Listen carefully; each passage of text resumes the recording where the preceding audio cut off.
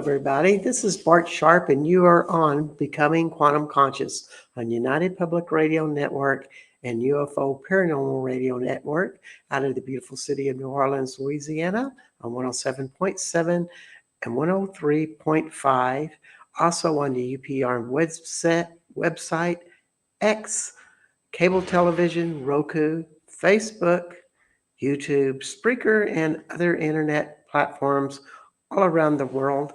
It's really fun to have a radio show on the worldwide and be worldwide, as I have returned to lovely France to do one more spiritual tour for the fall. And, it's living the wild, wild life. And we are at LeConte's Hotel,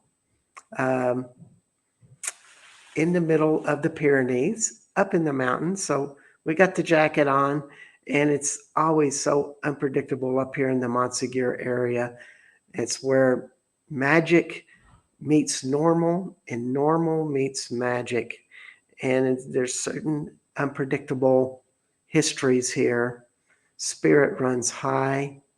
And I'm waiting for Aletheia Sophia to come in, and that's where she's going to be, at this pink pillow here. That's why I'm sitting at the side. Like I said, this is an unpredictable place, and you never know what's going to happen. And particularly if you're running a hotel of magnitude as this is. It's really kind of the opposite of The Shining, I think, because of the Overlook Hotel in The Shining, that movie. It's, there's no ghosts walking around that I know. I'm going to spend the first night here that I've ever spent, so maybe I'll find out, but I don't sense any ghosts. It feels more like a happy, peaceful, fairy-like place with a lot of goats roaming around and such as that. And so much about this area of the Pyrenees as a totally different reality in it. Maybe it's in the mineral walks. Maybe it's in the ley lines. Maybe it's just in the crystals in the ground. Maybe it's in the water. But it's such a magical place that maybe other humans did a long time ago. Some people say, no, it's the minerals.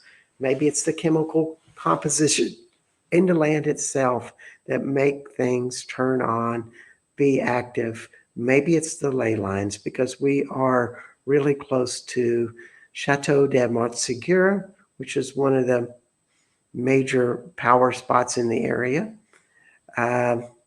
We don't have very many good answers, but what stories and legends tell us is that there are goddesses in this land, and the white goddess in particular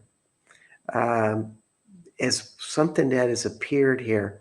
Some people say, no, that's Mother Mary, and she has appeared. And we have witnesses and stories and legends, and even King Charlemagne had a Mother Mary experience, and he basically told him to settle down and stop making so many wars and treat the people better, and that he did. He became a very revolutionary king. All in his claim, Mother Mary paid him a little visitation. And there's a church called Notre Dame sur Bart's. Wasn't named after me. It's Sabarts. And this is in the town in the Pyrenees called Tarascon-sur-Ariege. And she appeared. But Mother Mary has appeared in places, blessed the water, but also the mysterious white goddess has appeared in very many mysterious places. And there's legends. In fact, we've known people that have witnessed this, of a woman appearing white, coming out of nowhere. not much to say to them, but just blessing them with the experience. I'm still waiting for it myself, and just wondering when that experience is going to happen. Um, it's quite a phenomenon, and even to the point that around the area of Rennes Chateau, there is a high incidence in one cow field of the white goddess. Some people say, no, it's Mother Mary. Some people say, no, it's more like an elf spirit. I haven't seen this magnificent lady, but I hear of a woman that is pure white walking in the fields at night. And when you go to this particular cow field, or even get close to it, and it's odd because the cow field has a road running right beside it. So you can literally park your car by the field, get out, and walk down the road, and you can feel this one spot that's very incredibly light.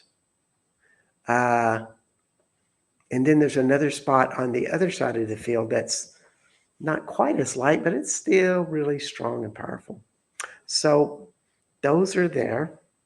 And one time I got to go onto the field because the husband of the farm uh, let us in. Of course, I was accompanied by uh, Angelique Pigenet, who is going to be on the show later on this month. It's actually, who's way too charming for any man. And she convinced the farmer to let us to go on there. And true enough, this place feels phenomenal. You can feel this feminine spirit that's there, that's literally coming out of the ground. Almost like you can sense the white light coming out of the ground itself. And so maybe from time to time, enough energy's built up there. So it does happen. Lots of stories, lots of legends. And now every time I go there, I'm by myself and not with Angelique. And I meet the wife of the farmer. She doesn't really want me on the land. I'm just a strange American that doesn't speak French well. So she really doesn't trust my intentions. I mean, what am I going to do? Go chase her cows around or something? I don't know. But I had my one shot. I was there. I experienced it. It was wonderful. And there we have it. Maybe that wonderful goddess experience is going to come, in which our goddess will be likely coming through that door behind us as you see the green and that door opening. Maybe she'll be dressed in white. Maybe she'll be all reflected in white. Aletheia Sophia is full of surprises. If you can imagine her and her husband looking for a place to manage, and they found a slice of paradise really close to Montségur in the mountains, rushing streams of water going by, lots of forest, and it was like, hey, let's build a hotel. Hey, let's make a life happen here in this place that just turns us on, just makes us feel more magical. That's what it's all about.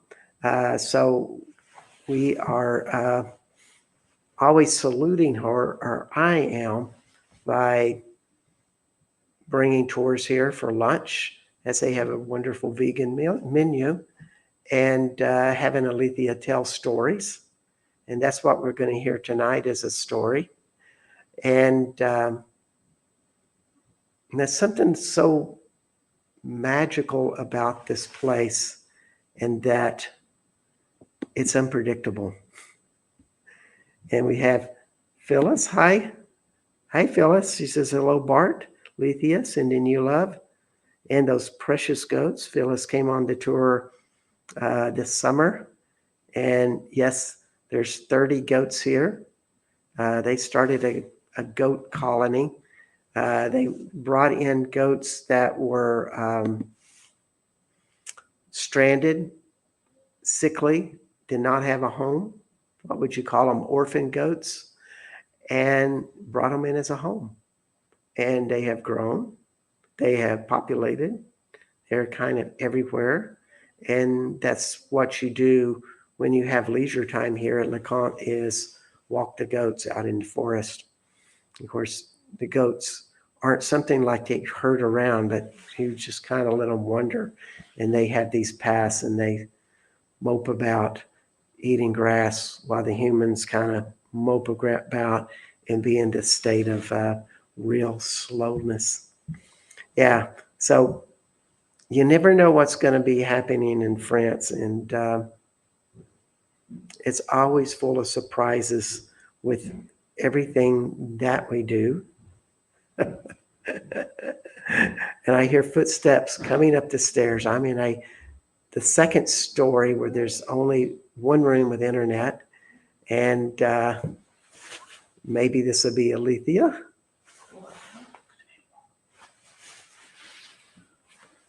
And guests are coming in. This is going to be truly a live broadcast from what I understand.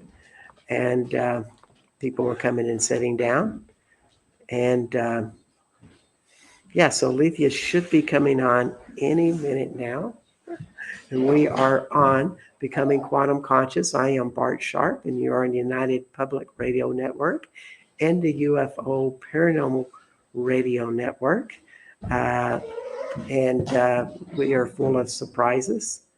I think for one of my real highlights coming here is I'll be coming to a place tomorrow called Leorgue, and that'd be Leorgue by a little town called Melies.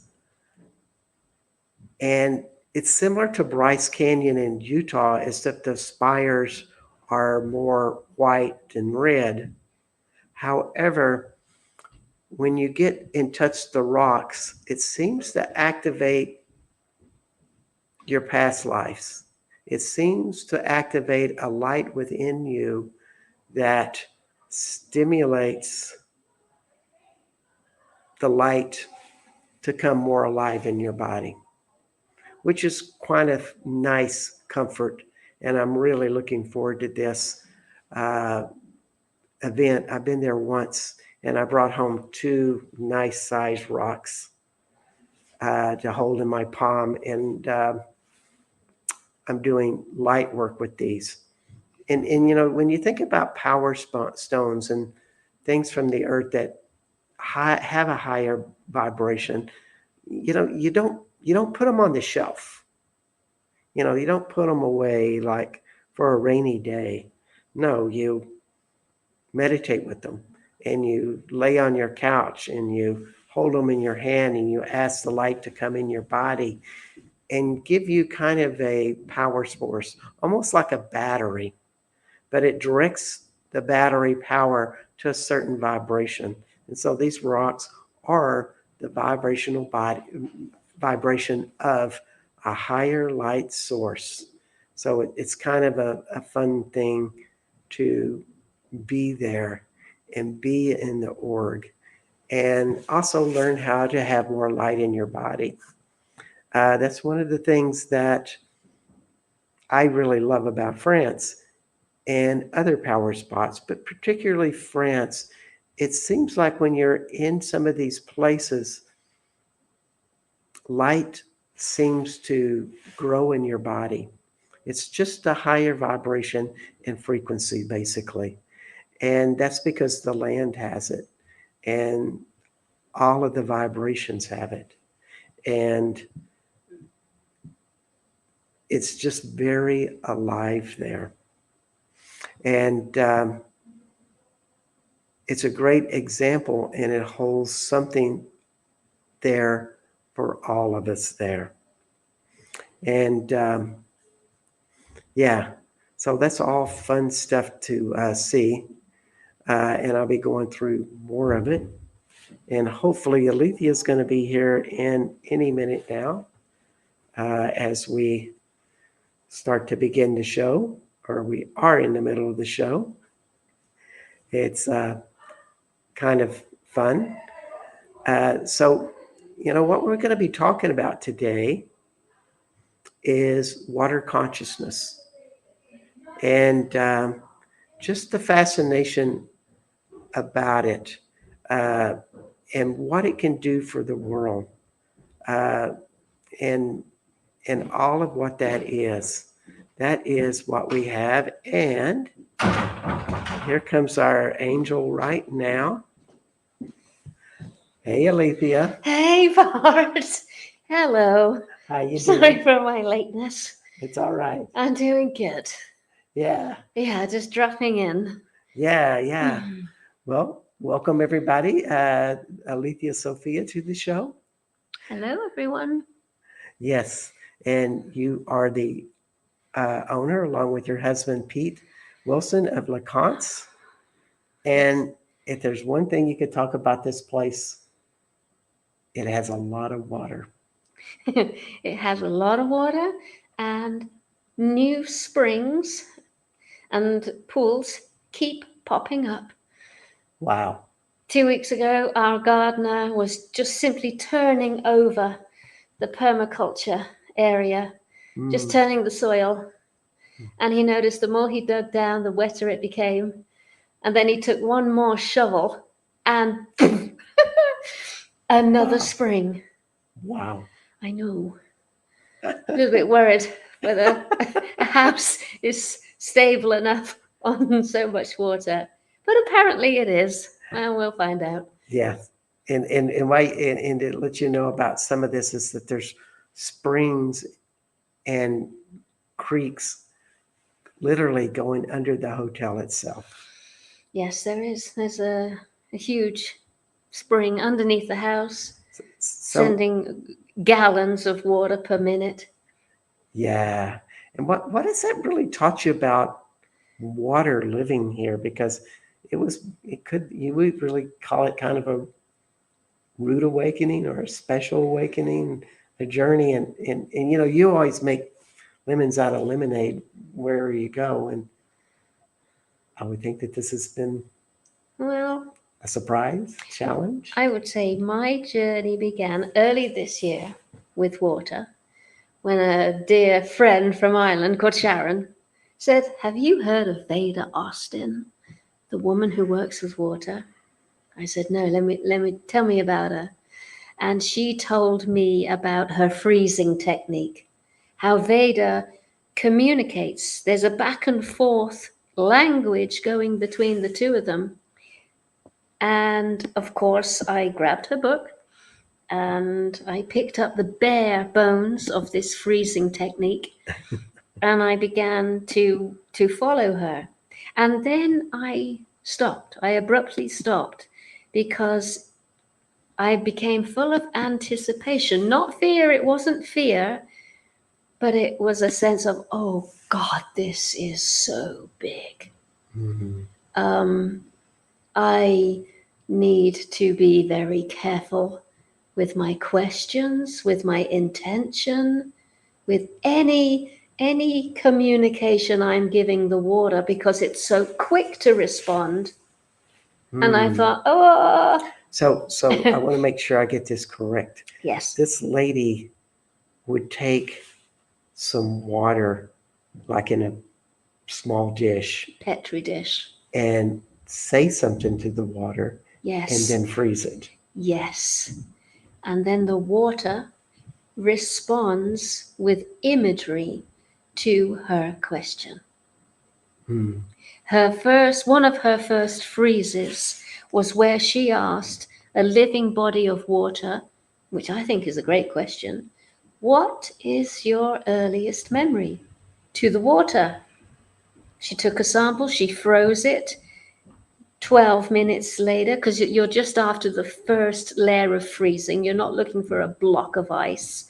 You're just looking for that first surface layer to turn hard. In the Petri dish was the letters I-A-M. I am. Wow. Totally. And knows our language. I've done a few experiments with the water, and it is responding in this same sort of biblical way. And I've gone, Biblical way. biblical as in huge, colossal, amazing, wondrous. And I'm like, okay, let's reframe this. Let's have a lovely, clear mind before you approach this holy substance again, because to me, it's actually God on earth. This really is the source. Water. Do you think it's any glass of water? Because your water here is very special. It comes down through this huge mountain, Peak St. Bellamy. Yeah. Comes down into these springs, into this big pool of water behind the hotel, goes rushing under the hotel. So we're talking pure source. Yeah. And it's riveting when you drink it. Yeah. Do you think you get similar sources if you're using tap water? No, I wouldn't have thought so. Although Veda has some techniques to purify that tap water. But you remember, I'm just an apprentice at this stage. She swears that it's the living water, so water that's on the move through a natural environment. A spring, a river, a stream, the ocean. That's the ones, that living aspect. Perhaps that's the consciousness. Yeah. That's the part that's listening. That's the part that responds. That's the part that's wild. Yes. Yes. It's kind of like a tree that you buy from the store and you plant it in the ground compared to one in the forest. Yes. And you got to retrain the tree that you bought from the store. I don't want to use any names of places, but I buy a lot of those trees. And you have to retrain the tree. You have to energetically have a conversation and have a feeling of what a real tree feels like. Not a real tree, but a forest tree. And you go, this is what the wild feels like. And yeah, and you vibrate it to it. Yes. And they start not doing typical trained tree tricks. Yes. Yes. Another thing that some of Veda's followers do is they eat the ice afterwards. Sounds carnal. If you imagine the water itself has produced something in that surface layer of ice. And then, of course, you ingest it. Any idea what it's producing? No, I'm still at apprentice level, but I would be very interested in getting my little dog, Tilly, to have some of that iced over water, because she's not too well at the moment. And that would probably be this is what I feel is good enough to bring to the water at this early apprentice level time. Wow. So I'm not going for big guns. I'm just saying, please, can you help heal my beloved Tilly? But if you live in an urban setting, yes, you might be able to get a special container that you like, not like my 5-gallon buckets of plastic buckets. It's little industrial. Yes.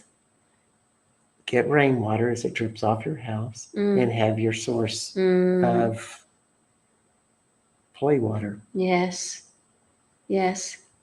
Everyone seems to be talking about water this year. It's been entering people's meditations, prayers. People feel inspired to worship, seek out bodies of water as part of their pilgrimage. So it does seem as if this element is even more active at this time now. It's really coming forward. There's a lot of flooding, there's a lot of drought, or there's a lot of flooding and a lot of drought in our awareness.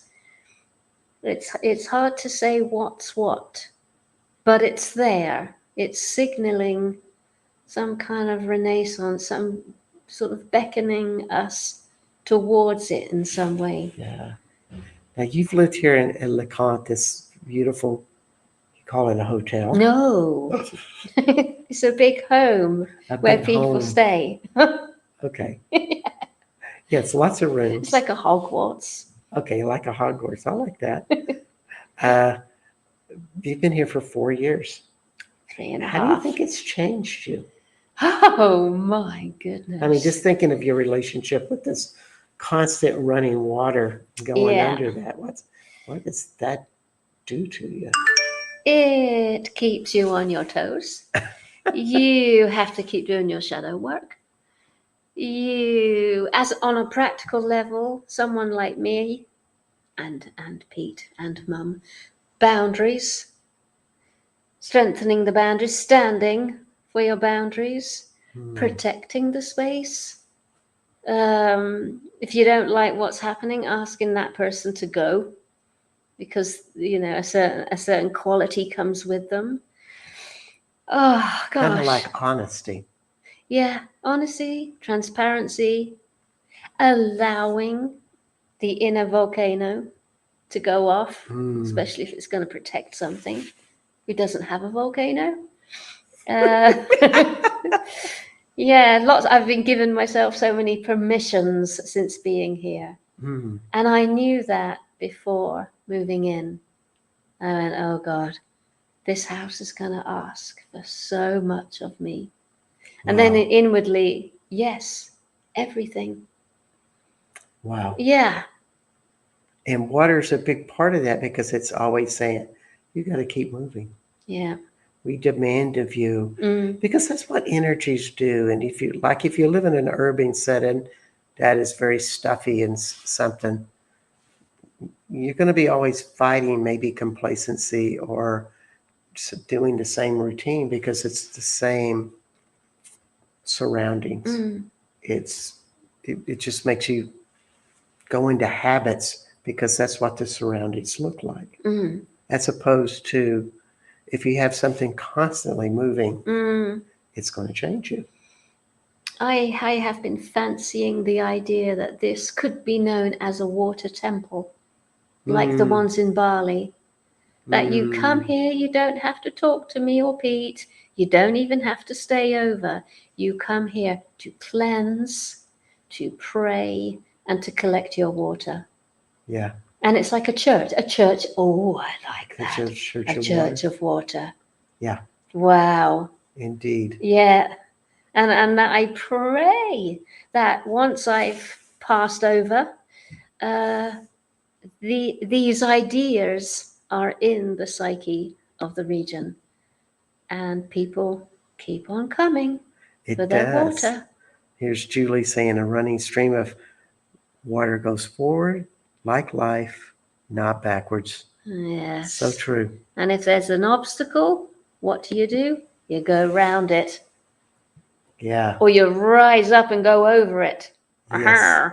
Or just keep being close to it as you move on with your life. Yeah. Because that's what water does in a stream with a rock. Yeah. It just, no not bother. a problem. Yeah. It always moves. Yes. And yeah, it's a great thing. I took a sabbatical to Ireland, thinking I wanted to connect with ancient Atlantean consciousness there because I really feel Ireland, we're Irish. Yes, of course. And I kept going to the menhirs, the dolmens, various other sacred sites going, where's the Atlantean? Yeah. I know it's here. I feel it in my bones. Finally, in one of their sacred wells, I asked the water, where's the Atlanteans? Where does the Atlantean memory? And it's like, it's right here. Mm. And you're going, what?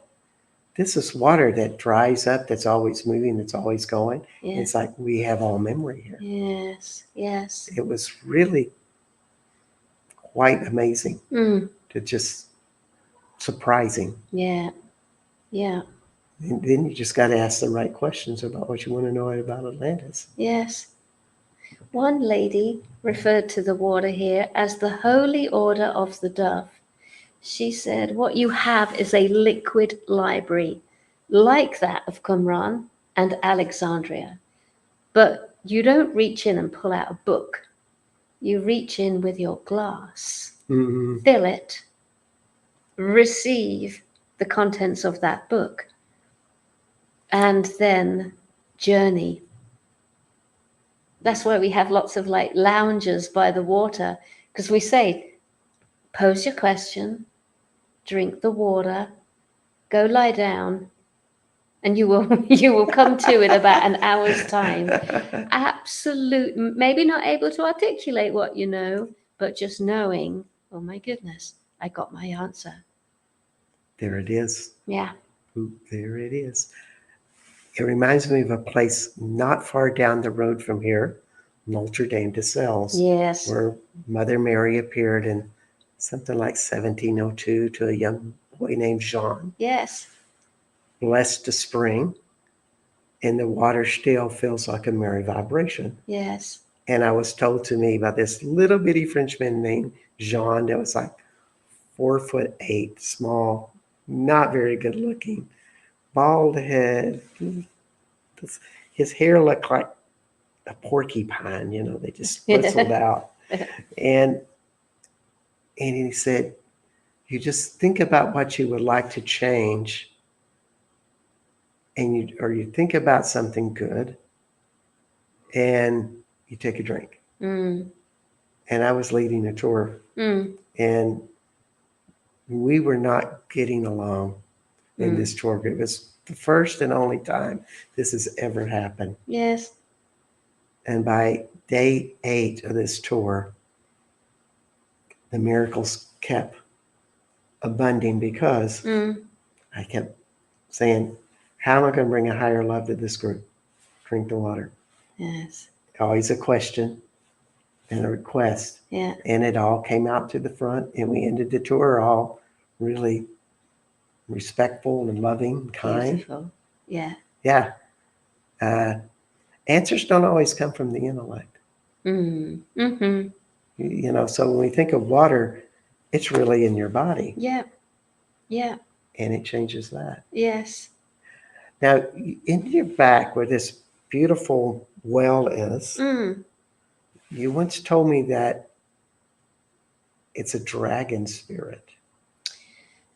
Yes. This is what some professional German geomancers reported to us. So these folks were, when I say professional, they were often called in if the country of Germany was thinking about extending a town or a city or building one from scratch. These guys would come in first, do their dowsing, find out where the water is, and advise the shape and the construction of the city.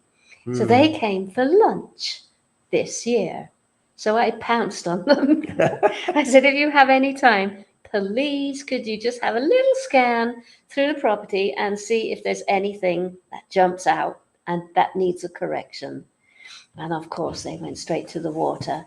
And they were very touched by the water, to the point of tears. And they said that this white water, because it was May, so the snow melt was there, it was strong. It was coming out the side of the mountain at full pelt. And the white water was saying to this lady that we are baby dragons. There's an excitement here, there's a newborn here, it's young and it's youthful. But it didn't know where the mother was. And because they were German, they didn't know the region. They asked, do you have any sense where the mother is? I went, oh, yes, that's Mount Sularak. She sat at the top of there because there's often mist there. And there's always gives me an impression that there's a tail coiled around the mountain. And that's a mountain that's kind of above the Chateau de Montségur. That's right. It is the Cathar Holy Mountain. As a Oh, Cathar, you were quietly asked to pilgrimage to the top once in your lifetime, if you were a believer. hmm. So I've often had a great feeling of like, whoa, there's something powerful up there. Maybe it's a dragon. Mm. So when I said that, they all, there with the little dowsing rods, they all went, yes, that's it. That's your mother. Here we're going.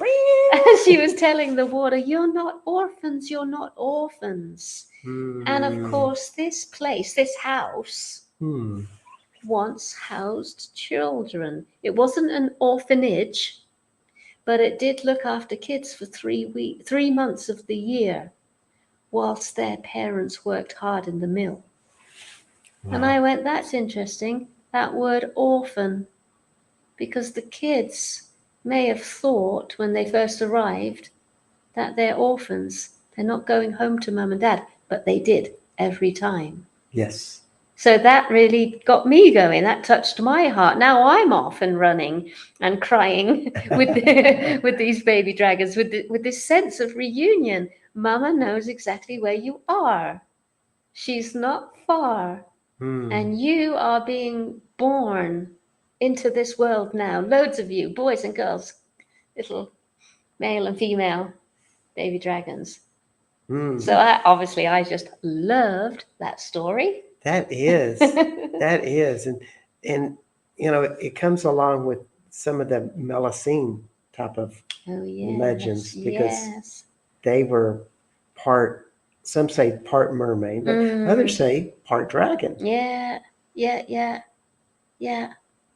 Yeah, and maybe that is the spirit. If you don't know, can you give a definition of a Melusine? No, I'm again apprentice. I'm still apprenticing this water topic. Okay. Yeah. Okay.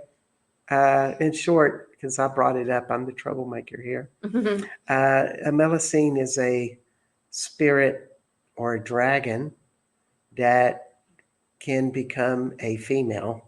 And of course, there's legends and stories that's very much in this area. In short. Yes. Yeah. Yeah. Yeah. So let's just go back to something really practical. Because not everybody gets to live at LeConte or in a wild place. And it's kind of like the wild places, or I think Gaia's, I don't want to say favorite places, but they hold a vestige of wild earth that's so close to nature. But for those like me living in Austin, Texas, with tap water, can we give any suggestions how people can start to bring wildness of water and the high-poweredness of water and into their lives? Yes, I have been told that if you can get your water to spiral, you will turn it from tap water to living water. So that can be done in a funnel. That can be done by something you create, which makes it spiral. But that motion, that spiraling motion, is the game changer, the frequency changer, and is totally instantly available to everyone if you can make a spiral. Yes, you certainly can. And you can take like 2 bottles and a connector between the two. You fill one bottle up, or you had the fill bottle at the bottom, and you turn it like that, and you give it a little to start it, and it starts to go down. Wow. It's a very effective technique. Yeah. An American Indian, not American Indian, but an indigenous tribe, a friend of mine who lived in a lot of indigenous tribal communities, was telling me what impressed him was they would have a time where they would think all the water that they drink in their life. And just to hold that, Yeah. I don't think it's like a prayer that you should do. This is something internal Yes. that you Yes. make happen. Yes. The water at the back of the house is so cold. It bites. It hurts to get in. But what does. I've done now is I've said to myself, every time you get in, you are telling another baby dragon, he or she is not an orphan. The warmth of your own body is sending a signal to that fresh newborn that mama is not far away. Now that gets me in with no fuss, no squeal, and no complaint. Oh, Yeah, because it's just tapping into that mother energy within. yeah. I'm getting in for those babies. Okay. Yeah. Well, you So are. now I do it. Yeah, you are the mom. So. Yeah. Yeah. And it's running through so much source here. And here you are in a pool where it lands almost. Yeah. Yeah. Yeah. So, any ideas of what you think you would like to start experimenting with the water with the freezing? Not so much the freezing yet. Next week, I'm going to do a water fast. And that's I've earmarked that time as right, okay, this is my private homage, just me and you, me and the water. And obviously, when you do water fasting, you enter altered states very quickly because there's nothing to do but drink water, journal, and sleep because that's about all the energy you've got. Wow. And you just slip into these altered states constantly, night and day. So 3 days, water fast. And that will be my time where I ask this body of water, we know what you want from Veda Austin because she's out there doing it magnificently, if I may say. Yes. What do you want of me? Hmm. What's this unique relationship we could start having? And I do feel that these 3-day water fasts might be something that folk come here for. Yeah. Yeah, they're more than happy to just bed down and go, right, I'm not going anywhere. I'm not going to Rennes Chateau. I'm not going to Mount Bucharest. I'm going to stay right here in LeConte, drink copious amounts of water, no food, have a good old clean out, and see what the consciousness of the water is asking of me. And maybe a prayer would be, and I like questions with prayers. What can the water in my body receive from the wildness of this water? Yes. And we're making this, you got a conscious water body here. Yeah. And it can activate in different ways. Yeah. Now, somebody that's going to be on the show in a couple of weeks, Penny Loftus, you know Love her. Penny. We love Penny. She's always inventing new things. She's fabulous. And she was saying, when she would have a pain in her body, she would say, what color of water can be generated in my body that could resolve this? Oh, very good. And she would concentrate on that water.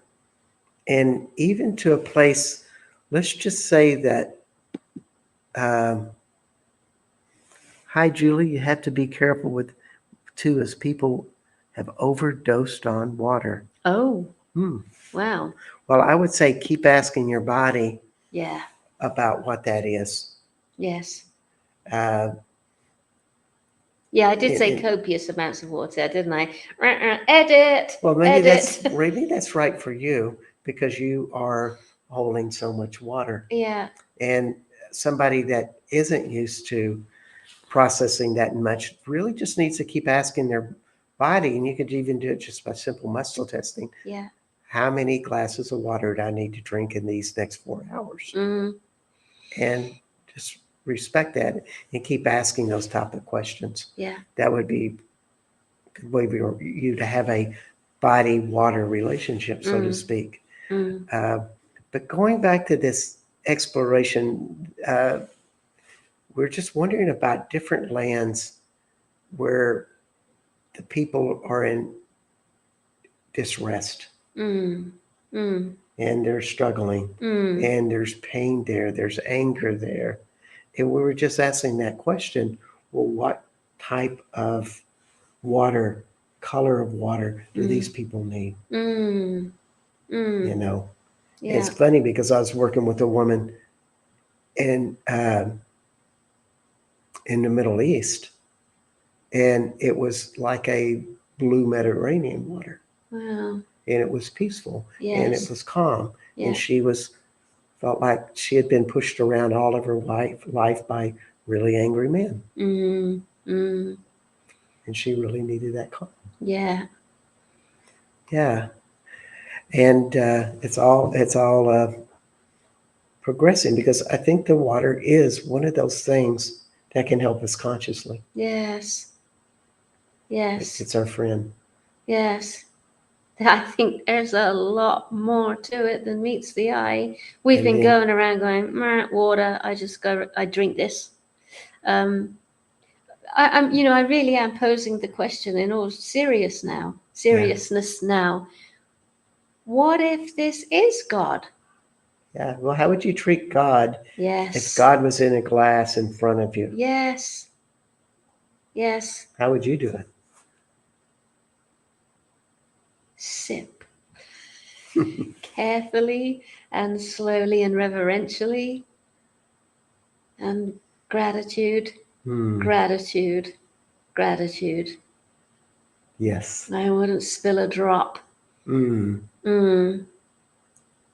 And it would all be absorbed because your body is going, this is really fun. This is Yes. not an industrial drinking method. No. Yeah. This is inviting it all in. Mm. Mm. And maybe you could just take, I just wonder how that would help industrial water, tap water, if it Mm. was regarded that way. Yeah. Oh, yeah. Well, this is one of the big things about water. It responds to our consciousness instantly. What's his name? Dr. Emoto? Yes. Put the word love under your glass of water. Beautiful crystalline pattern. Put the word hate. Horrible, gnarly shapes. Yeah. Indeed. Yeah. Yeah. Yeah. It's all there for us. And Mm. we really have to empower ourselves by acknowledging that we are the instigators. Yeah. We are not helpless. Mm. We make choices every day to create consciousness. Mm. And just as we drink it down, then we pee it out, Mm. goes into a toilet or goes out onto the grass, Yeah. and it's shared someplace else. Yes. Indeed. Yeah. Woo! And so, why don't you think about a message that you would like to give? Because you're doing so many things, and maybe I would ask you first, just like, are there any projects coming up that you're putting out that people can join in and get to know you, whether that be by the internet or workshops? And of course, you could go to the Cont near Montsegur and check in. That'll be LESCONTES. What's the website again? .eu .eu. for Europe.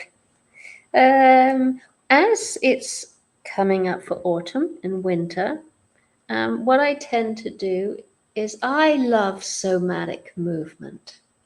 Mm. I love exploring free movement very slowly, with the eyes closed, deep, deep interior experience. So I will be doing a lot of that online. I often do like 21 days. So look out for that. the more we get into autumn and the winter months. And I often do lots over the Christmas period, especially in between Christmas and New Year. It's a very, very potent time. Yes. And here you are at Lacan, and it's kind of like a down season. Yeah. How does that change you that you're around snow and crystallized ice and water and That's wonderful. hmm, Peace, stillness, no one here, wild nature just over your shoulder, hmm, walking the goats, log fires when you come in. It's dark by 4 o'clock. You can even find yourself in bed at 5, knowing that you've got a good 12 to 14 hours before you wake up again. wow. It's proper hibernation. It's like a bear. You Hmm, hibernate. It's wonderful. yeah. Yeah. There's little electricity out here. Only one internet system in one room Yeah, in the entire community. that's right. When you switch open your Wi-Fi options, if you're lucky, you've got one. Ah, You know, like when you go to the city, yeah. you flick open your Wi-Fi and you got about 50 options. Hmm, No, you might find one here. wow. Yeah. Yeah. Well, that's really fun. And if you become that, kind of a singular energy is Mm, what that really says. But mm, in that singular energy, you kind of get to know yourself. You get to know an internal power inside of you. And to me, that's a real opportunity for service mm. because you're in a clear spot. Yeah. And I think it has, if you're conscious of that, it has more power than confusion. Yeah. Yeah. Yeah. 10 times more powerful Mm, or 100 times more powerful. mm. Yeah. So, one final question. Yes. What would you like to tell an advice for people, inspiration? Because you are a master inspirer, master storyteller, Mm. communicator, author of over a dozen books. About right? 10. 10? Oh, okay. It looked like there was a lot on your shelf. Oh yeah, I like to sell other Yes. people's books. Yeah, you're creating lots of stuff, and it's all out there with Aletheia Sophia out there. You can go to aniyasophia.com and check out her work, and that'd be Aniya. So you think about the advice and inspiration I'd like to share while I tell everybody. Next week we will have Krishna Rose, author of Woman in Red. That'll be really fun as we explore the ancient life of Mary Magdalene and Yeshua. Um, really amazing scholar. My name is Bart Sharp, and this is Becoming Quantum Conscious. And you are on the United Public Radio Network and UFO Paranormal Radio Network at 107.7 and 105.3 out of New Orleans on Roku, X, YouTube, Facebook, and the UPRN website.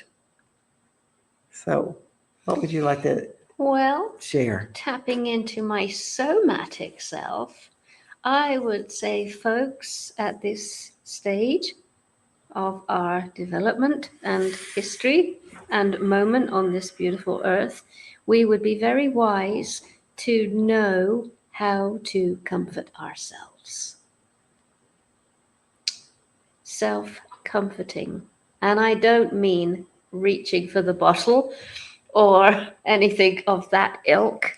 I'm talking deep, rich, honest comfort in a way that our nervous system and brain would go.